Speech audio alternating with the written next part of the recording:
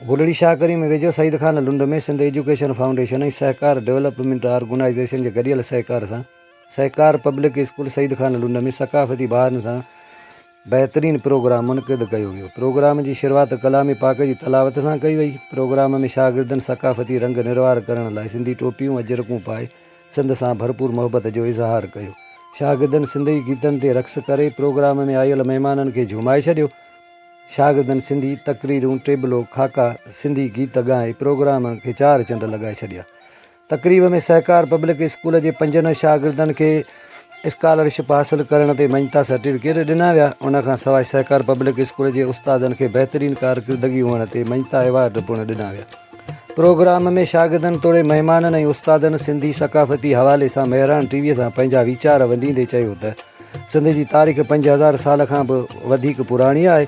इन चयो त सिंध धरती असांजी जीजल अमड़ आहे जंहिंजे चपे चपे जी हिफ़ाज़त करे पंहिंजे हिलाली पुट हुजण जो सबूत ॾींदासूं।